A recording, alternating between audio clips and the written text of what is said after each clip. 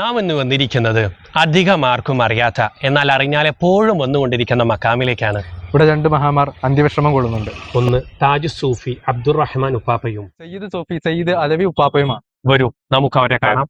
400 വർഷങ്ങൾക്ക് മുമ്പ് 3 പേരാണ് ഈ ഓട്ടുപാറയിലെത്തിയത്.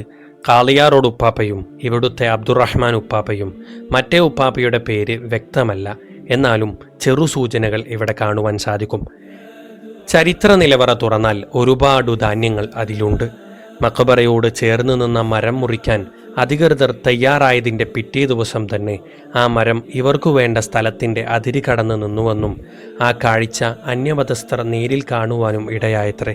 വെയിലും മഴയുമെല്ലാം ആസ്വദിച്ചാണ് ഇവർ ഇവിടം വിശ്രമിക്കുന്നത്. ഇവരുടെ നേരെ മുകൾ ഭാഗം മേൽക്കൂരയില്ലാതെ തുറന്നാണ് കിടക്കുന്നത്. അടയ്ക്കാൻ നോക്കിയാലും അതിന് സാധിക്കില്ല. അടച്ചാൽ പിറ്റേന്ന് പഴയതുപോലെ ആകും.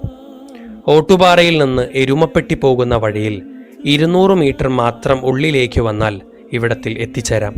സുബഹിക്ക് മഖബറയുടെ വാതിൽ തുറന്നാൽ രാത്രിയെ അടയ്ക്കുകയുള്ളൂ. ജാതി മത ഭേദമന്യേ ഉപ്പാപ്പയുടെ അടുത്ത് ആളുകൾ വരികയും വേദനകൾ പങ്കുവെക്കുകയും ചെയ്യും. വിശ്വാസത്തിൻ്റെ ഊർജം കൂടുന്നതനുസരിച്ച് അവർ മുഖേന അള്ളാഹുവിൻ്റെ സഹായത്താൽ മാറാവ്യാധി രോഗങ്ങൾ പോലും മാറുമെന്നും മാറിയവർ ഒരുപാട് കാര്യങ്ങൾ ഇവിടേക്കായി നൽകുമെന്നും അറിയാൻ സാധിച്ചു.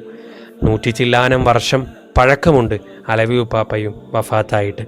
അള്ളാഹുവിൻ്റെ മഹാന്മാരായ ഇവരുടെയെല്ലാം ഹൈഫുളും മദതും അള്ളാഹു നമുക്ക് നൽകാൻ അനുഗ്രഹിക്കട്ടെ. ഒരിക്കലെങ്കിലും ഇവിടത്തിലും വന്ന് സിയാറത്ത് ചെയ്യണമെന്ന് അറിയിച്ചുകൊണ്ട് അസ്സലാമു അലൈക്കും വറഹ്മത്തുള്ളാഹി.